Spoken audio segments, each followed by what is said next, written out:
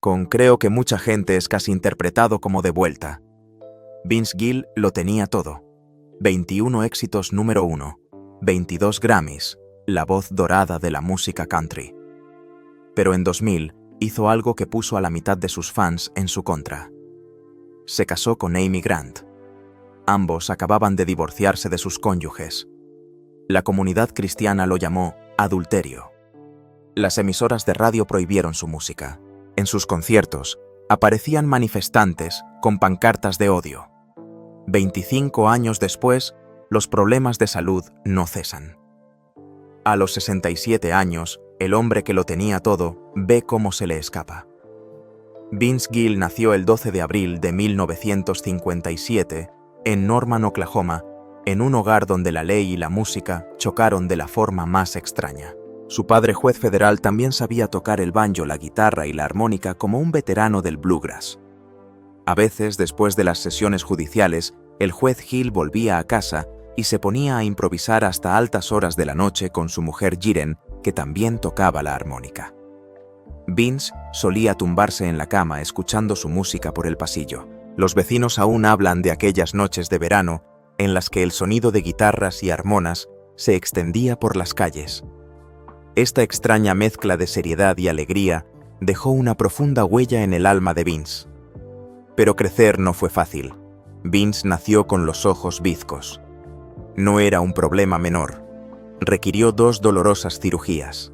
Incluso después de eso, su ojo izquierdo seguía desviándose cuando estaba cansado o molesto. Más tarde, admitió que empezó a llevar gafas no solo para ver mejor, sino para ocultar el ojo que le hacía sentirse roto. De niño, sus compañeros de clase se burlaban tanto de él que empezó a evitar a la gente. En lugar de eso, se quedaba en casa encerrado con su guitarra. No huía del mundo. Estaba construyendo uno nuevo. Cuando Vince tenía 10 años, la tragedia le golpeó con fuerza. Su hermanastro Bob tuvo un terrible accidente de coche en una lluviosa autopista a las afueras de Oklahoma City. Bob, que había sido un estudiante brillante y un atleta prometedor, quedó con daños cerebrales tan graves que ni siquiera podía recordar los nombres de las personas. Durante más de 25 años, Bob necesitó cuidados a tiempo completo. El juez Gill tuvo que aceptar más trabajo legal para pagarlo todo. Vince vio cómo el matrimonio de sus padres se resquebrajaba bajo la presión. Finalmente, Bob murió en 1993 de un ataque al corazón provocado por sus heridas. Ese dolor nunca abandonó a Vince. Años después dijo que esos momentos le enseñaron lo que significaba perder algo de verdad. Ese dolor se volcó en sus canciones, de esas que hacen llorar a la gente en silencio en sus coches. A los 5 años, durante una visita a casa de su abuela, Vince cogió su vieja guitarra acústica y empezó a intentar tocar Old Shep. En 30 minutos, sin una sola lección, descifró los acordes y empezó a cantar. Su abuela se quedó atónita y llamó a los padres de Vince diciéndoles que acababa de ver algo raro. Cuando Vince cumplió 10 años, su familia había reunido lo suficiente para comprarle una guitarra eléctrica Gibson ES 335. Esa guitarra costaba casi $800 en 1967, lo que equivale a unos $6.500 hoy en día. Y no era solo un regalo, era una declaración. Vince no era solo un niño con un hobby, era un músico. La música se convirtió en su escape. Cuando las cosas se ponían difíciles en casa, Vince no arremetía. Desapareció dentro de su guitarra. Pasaba de 6 a 8 horas al día tocando, casi siempre solo en el sótano. Amigos y familiares recuerdan haber oído melodías tristes y emotivas que resonaban en las paredes. Su profesor de música escribió más tarde que Vince tenía un sonido profundamente doliente en su forma de tocar, algo muy superior a su edad. No hablaba del dolor, lo convertía en melodía. En el instituto, Vince había montado un grupo de bluegrass llamado Mountain Smoke. El 4 de marzo de 1976 sucedió algo surrealista. Fueron teloneros de Kiss. Sí, Kiss, los monstruos del rock maquillados. El espectáculo tuvo lugar en el recinto ferial de Oklahoma City, y el público no sabía qué hacer con un grupo de chicos tocando bluegrass. Querían fuego y cuero. En cambio, obtuvieron violines y banjos. El público abucheó. Lanzaron vasos. Alguien incluso tiró zapatos. Vince estalló. Se enfadó con el público, los abucheó y se marchó furioso del escenario. Fue crudo, vergonzoso e inolvidable. Después de ese caos, la banda se desmoronó. Pero Vince no se rindió. Se mudó a Kentucky y se unió a Bluegrass Alliance. En 1977 estaba en una banda llamada Boone Creek tocando con un joven Ricky Skaggs. Los dos iluminaron la escena del bluegrass. Aunque el grupo no duró mucho, su estilo ayudó a crear un nuevo sonido mezclando el bluegrass de la vieja escuela con un toque moderno. El único álbum de la banda grabado en 1977 es ahora un favorito de culto. La gente todavía habla de él como si hubieran descubierto un tesoro enterrado. Más tarde ese mismo año, Vince hizo las maletas de nuevo, esta vez hacia el oeste. Aterrizó en Los Ángeles y se unió a Sundance, una banda liderada por la leyenda del fiddle Byron Berlin. Berlin no era ninguna broma. Había tocado con Bill Monroe y los Flying Burrito Brothers. Esperaba la perfección. Vince aprendió rápido. Tocaron en el Palomino Club, uno de los locales más emblemáticos de Los Ángeles, y se codearon con leyendas como Emmylou Harris y Linda Ronstadt. Menos de un año después de ser abucheado en el escenario, Vince actuaba con músicos de Grammy. Ese tipo de recuperación requiere muchas agallas. En septiembre de 1978, Pure Prairie League se estaba desmoronando. Su vocalista, Larry Gosh Horn, acababa de marcharse con su hermano para fundar una nueva banda.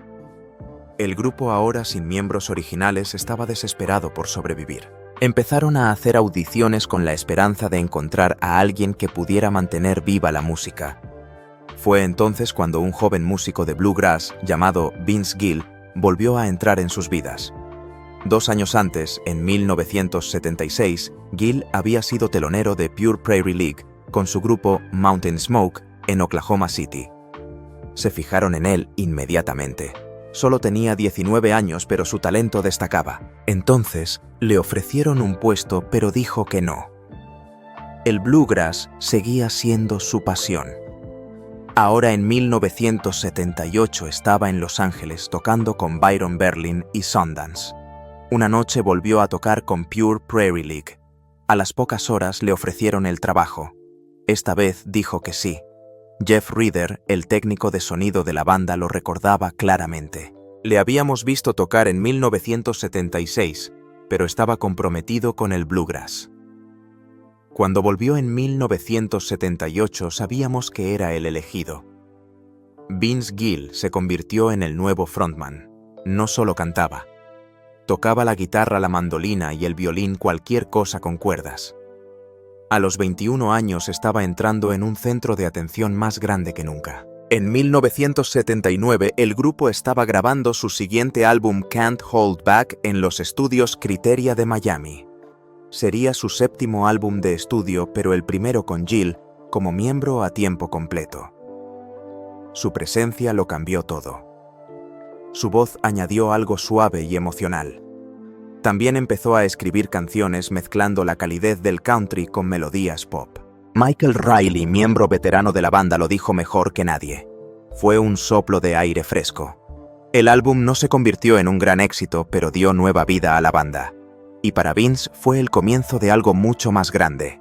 Luego llegó 1980. Ahí fue cuando las cosas explotaron. La banda lanzó Firing Up e incluía su mayor éxito, Let Me Love You Tonight. La canción alcanzó el número 10 de la lista Billboard Hot 100. Gill fue el cantante principal y su voz dominó todo el tema. Incluso trajeron a la leyenda del jazz David Sanborn para tocar el saxofón. Era suave, pegadiza y fresca. Vince no se detuvo ahí. Escribió I'm Almost Ready y 5 canciones más en ese mismo álbum: She's All Mine, You're My True Love, Lifetime of Nighttime, I'll Be Damned y Jan Low. El sonido había cambiado. Ahora era más suave, más pulido y se inclinaba hacia el country pop. Y Vince Gill lideraba ese cambio. Pero las buenas rachas no siempre duran. En 1981 lanzaron Something in the Night, Tuvo un éxito menor, Still Right Here in My Heart, pero el álbum no conectó como el anterior. Entonces se produjo un desastre entre bastidores. Casablanca Records, su discográfica, quebró y fue vendida a Polygram. Los nuevos propietarios prescindieron de la mayoría de los miembros de la banda, entre ellos Pure Prairie League. Sin discográfica y con unas ventas decepcionantes, la banda se quedó estancada. Vince Gill y el guitarrista Jeff Wilson abandonaron a principios de 1982. Gill ya había llamado la atención como solista y poco después firmó con RCA Records. Pure Prairie League trajo a Gary Barr para sustituirle, pero la magia había desaparecido. El impulso se había perdido.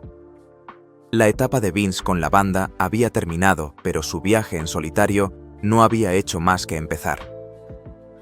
Durante ese mismo periodo, ocurrió algo que marcaría su vida para siempre. En California, mientras construía su carrera musical, Vince conoció a Janis Oliver.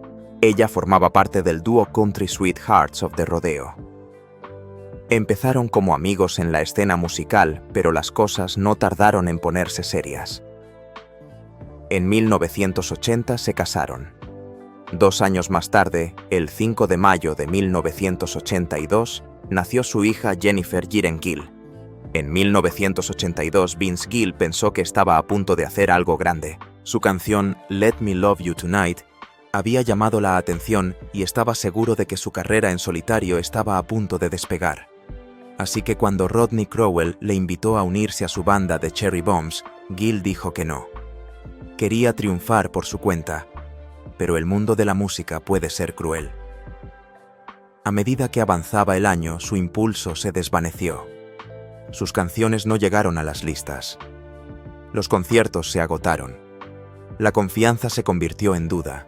A finales de año, Gill tenía problemas. Así que a principios de 1983 volvió a llamar a Crowell y aceptó la oferta. Unirse a los Cherry Bombs resultó ser el movimiento más inteligente que podría haber hecho. No era una banda de acompañamiento cualquiera. Era un grupo poderoso de músicos, incluyendo a Tony Brown y Emory Gordy Jr., nombres que más tarde darían forma al sonido de la música country. La banda estaba en la carretera constantemente tocando cerca de 200 conciertos al año. Era agotador, pero educativo. Gill perfeccionó su técnica con la guitarra, mejoró su presencia en el escenario e hizo contactos que le serían útiles el resto de su vida. Aprendió a sobrevivir en la industria, no persiguiendo la fama, sino jugando a largo plazo. Ese mismo año Vince dio un paso audaz. Dejó su vida en Los Ángeles y se trasladó a Nashville con su mujer Janis y su hija pequeña Jennifer. No era glamuroso. El dinero escaseaba. Vivían en una pequeña casa de alquiler y Vince aceptaba cualquier trabajo. Uno de esos trabajos fue tocar la guitarra para Roseanne Cash, que por entonces estaba casada con Crowell. Esa gira en 1983 se convirtió en su aula. La banda de Cash era sólida, pulida y exigente. Vince tuvo que crecer rápido en el escenario y en casa. No era fácil compaginar la paternidad con ensayos nocturnos y sueldos inciertos. Pero esos meses en Nashville le hicieron más duro, más agudo y más centrado. Mientras tanto, Tony Brown, su antiguo compañero de banda de los Cherry Bombs, estaba escalando posiciones en Nashville. En 1984, Brown se había convertido en jefe de A&R en RCA Records. No se había olvidado de Vince. Él creía que Gill tenía algo especial y comenzó a presionar duro detrás de las escenas.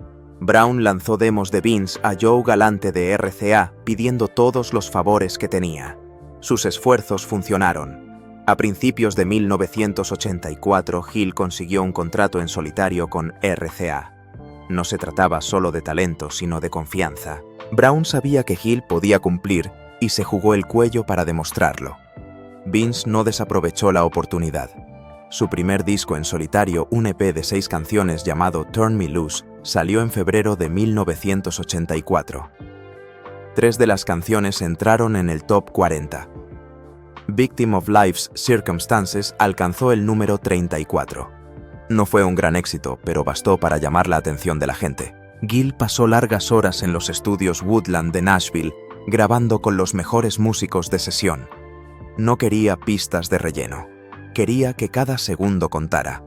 Esa dedicación se notó. El EP señalaba que Hill no era solo otra voz esperanzadora en la música country. Era un artista serio listo para escenarios más grandes.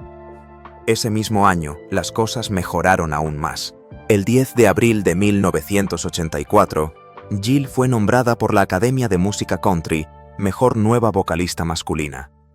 Era su primer premio importante y por un momento pareció que por fin todo encajaba. Pero la fama no llegó de la noche a la mañana. Su siguiente álbum, The Things That Matter, Las Cosas que Importan, salió en 1985. Era bueno, pero no llegó a despegar. Entre 1984 y 1988 ninguno de sus singles llegó al top 10. Gill siguió trabajando, siguió mejorando, pero los focos seguían estando fuera de su alcance. Aún así, ese premio ACM fue un recordatorio. Tenía la voz, el talento y la industria mirando. En 1989 Vince Gill tenía 32 años y estaba peligrosamente cerca de caer en el olvido. Sus discos no habían despegado y RCA no sabía qué hacer con él. Pero Tony Brown no había terminado todavía. Brown, que ahora trabajaba en MCA Records, volvió a atreverse. Convenció a la discográfica para que contratara a Gill. Era una apuesta. La mayoría de las discográficas se centraban en artistas más jóvenes, pero Brown creía que el mejor trabajo de Gill aún estaba por llegar. Le dio un sonido fresco, canciones más fuertes y un equipo que lo entendía. Firmar con MCA no era solo un nuevo contrato, era una segunda oportunidad. Esa oportunidad dio sus frutos rápidamente. En octubre de 1989, Gill lanzó When I Call Your Name. No se parecía a nada de lo que se escuchaba en la radio. El álbum mezclaba country pop rock e incluso bluegrass. No seguía tendencias. Hizo de las suyas. Canciones como Oklahoma Swing con Reba McEntire añadían un toque tradicional. Otras como Never Knew Lonely se inclinaban por un sonido más suave y emocional.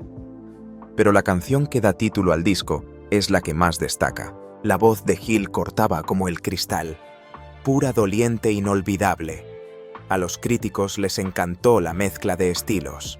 Los fans no podían dejar de tocarlo, y Nashville empezó a prestar atención de nuevo. When I Call Your Name no solo consiguió repercusión, sino que hizo historia. El single llegó al número 2 en la lista Billboard Country.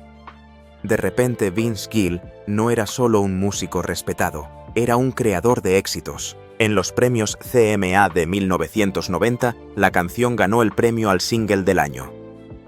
Un año después, le valió a Gill su primer Grammy a la mejor interpretación vocal country masculina. La misma canción que estuvo a punto de no publicarse acabó cambiando su vida. La emoción, la voz, la producción, todo se unió en el momento justo. Gill había llegado. En 1992 el álbum se convirtió en disco de platino. Más de 1 millón de copias vendidas. Ese tipo de éxito era raro, especialmente para un artista de más de 30 años que aún no había tenido un gran éxito. La certificación de platino no era solo un número, era una validación. La radio no se cansaba de escuchar su música. Los promotores de conciertos hacían cola para contratarle. De repente el tipo que una vez no pudo conseguir un concierto se había convertido en uno de los actos más calientes de la música country. Ese disco no solo salvó su carrera, sino que la reescribió. E incluso con toda esa fama, Gill no se apartó de los demás. Se convirtió en uno de los mejores músicos de sesión de Nashville. Las grandes estrellas lo querían en el estudio no solo por su guitarra, sino por sus armonías y su feeling. Trabajó de nuevo con Reba añadiendo voz y guitarra en su álbum Sweet 16. Cantó en Bluebird de Emmylou Harris. Ayudó a dar forma al álbum Interiors de Rosanne Cash en 1990. Y en un giro sorprendente, Bonnie Raitt lo incluyó en su álbum de 1991, Luck of the Draw. Gill podía pasar del country al rock y al blues sin perder el ritmo. Entre 1992 y 1994, Vince Gill estaba en todas partes. en la radio country, en las galas de premios y en los estadios. Su voz era la banda sonora de la época. En esos 2 años consiguió 4 números 1 consecutivos. Primero fue I Still Believe in You en 1992. Después, Don't Let Our Love Start Slipping Away y One More Last Chance en 1993. Y por último, Trying to Get Over You en 1994. Todas las canciones llegaron a lo más alto de la lista Billboard Hot Country. No por suerte, sino porque Hill había encontrado la mezcla perfecta de corazón country de la vieja escuela y pulido de la nueva escuela. I Still Believe in You no solo llegó a lo más alto de las listas. Para la música country fue un paso de gigante. Para Hill fue el momento en que pasó de artista respetado a estrella imparable. A finales de la década, las cosas empezaron a cambiar. En 1998 publicó The Key, un álbum que sonaba diferente porque era diferente. Trataba del final de su matrimonio de 17 años con Janis Oliver, y cada canción estaba impregnada de cruda honestidad. Canciones como The Key to Life, La llave de la vida, y Kindly Keep It Country. Por favor, manténgalo en el campo. Quitaban todo el brillo y mostraban a un hombre que se enfrentaba al desamor y al cambio. El álbum recibió elogios universales. La crítica lo calificó como su trabajo más audaz hasta la fecha. No alcanzó las ventas de sus discos anteriores, pero no lo necesitaba. La llave no fue un éxito más. Fue un punto de inflexión, el cierre de su capítulo más importante y el comienzo de algo más personal. Pero la vida privada de Jill no solo estaba influyendo en su música. Estaba apareciendo en los titulares.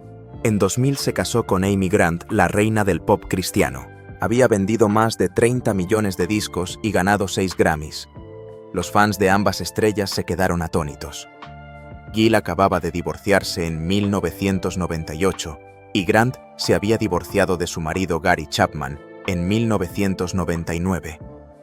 La cronología no dejaba indiferente a nadie. Ambos se conocieron en 1993 cuando aún estaban casados con otras personas y los rumores de química les habían perseguido desde entonces. Cuando por fin hicieron pública su relación como pareja, el escándalo conmocionó tanto al mundo del country como al de la música cristiana. Para algunos fans, no era solo un chisme, era una traición. Los fans de Grant, en particular, se lo tomaron muy mal. Ella había sido el símbolo de la música sana basada en la fe durante décadas. Sus canciones sonaban en las iglesias y grupos de jóvenes. Ella no era solo una cantante. Ella era un icono espiritual. Por eso, cuando se conoció la noticia de su divorcio y nuevo matrimonio, muchos de sus fans cristianos se volvieron contra ella. Algunas estaciones de radio incluso dejaron de tocar su música. Otros dijeron que sentían que estaban de luto por su alma.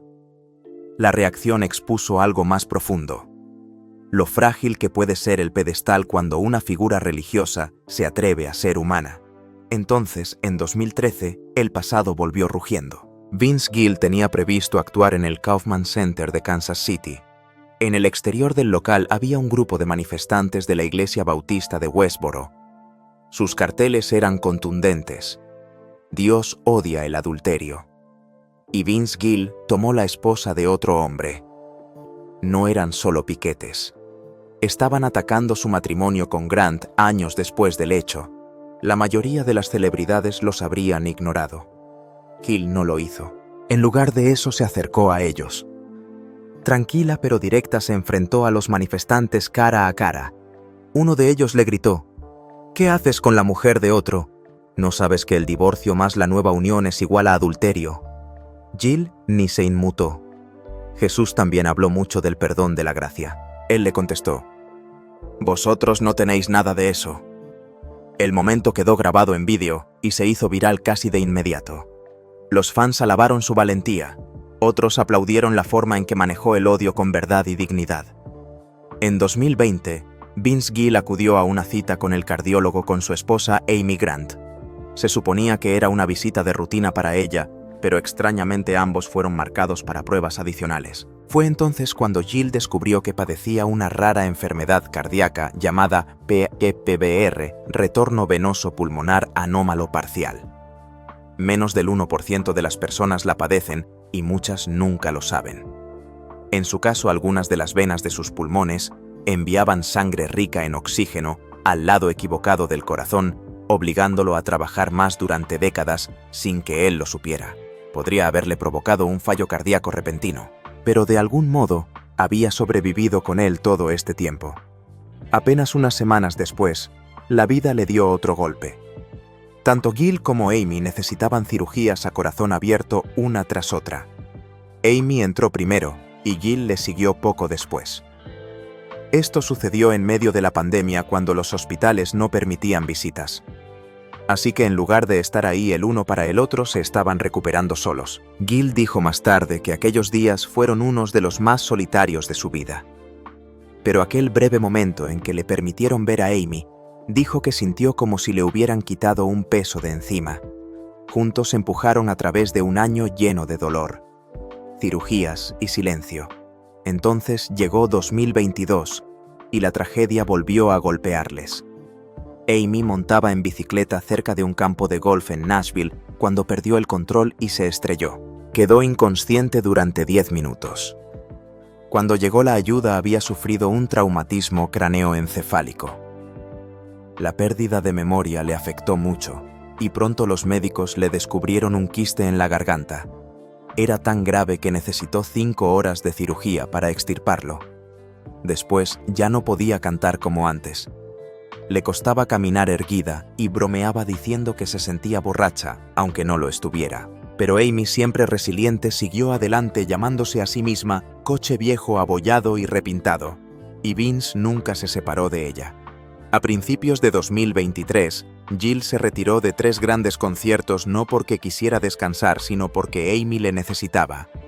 Su recuperación del accidente de moto y de la operación de garganta no fue fácil. Vince dijo que parecía como si no pudieran tomarse un respiro, un desastre tras otro. Aún así se quedó a su lado, la ayudó a superar los días más difíciles y antepuso su curación a todo lo demás. Los fans lo elogiaron llamándolo amor verdadero en acción.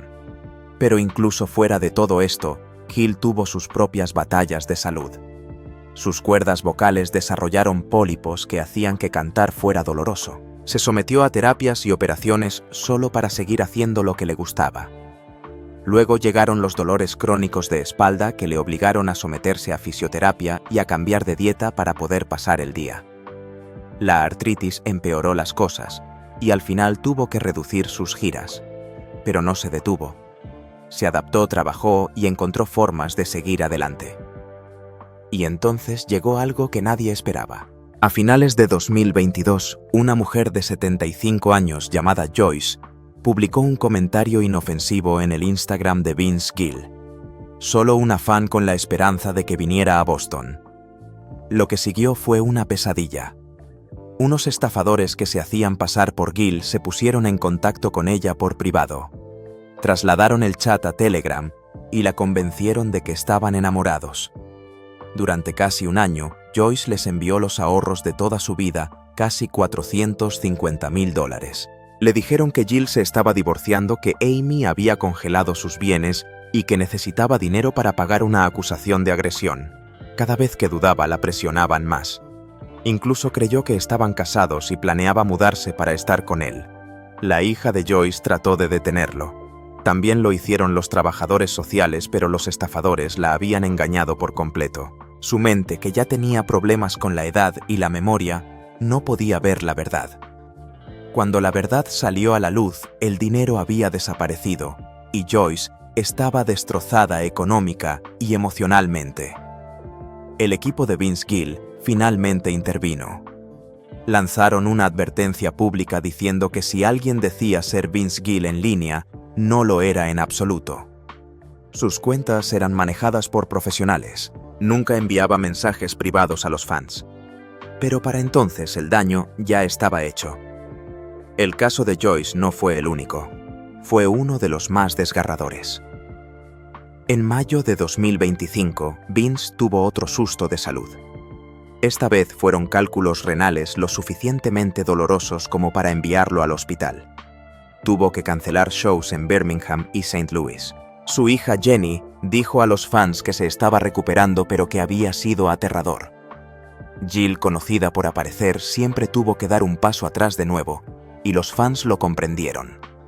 Inundaron las redes sociales con oraciones y mensajes que recordaban a todo el mundo que detrás de la fama había un hombre que había pasado por más que la mayoría. Aún así, a pesar de todos estos contratiempos, Vince no bajaba el ritmo. En mayo de 2025 dio el pistoletazo de salida a una enorme gira veraniega, la mayor en años. No era una gira cualquiera. Se cumplían 50 años desde que dejó Oklahoma en 1975 para perseguir sus sueños. La gira llegaría a más de 30 ciudades y terminaría con 4 emotivas noches en el Ryman Auditorium de Nashville, un lugar que Hill considera sagrado. Ha actuado allí más de 100 veces, pero esta residencia en solitario significaba algo diferente. Fue una vuelta de la victoria. En 2025, Vince Gill se había convertido en algo más que una estrella de la música country. Había superado modas pasajeras, sobrevivido a enfermedades graves, apoyado a su mujer en los peores momentos de su vida, y aún así había vuelto a los escenarios con el corazón abierto de par en par. Sus conciertos se llenaban y su voz reparada y conservada seguía siendo tan conmovedora como siempre. Y no vino solo. Para esta gira, Gill reunió a una banda de 8 músicos con lo mejor de Nashville: Jim Moose Brown,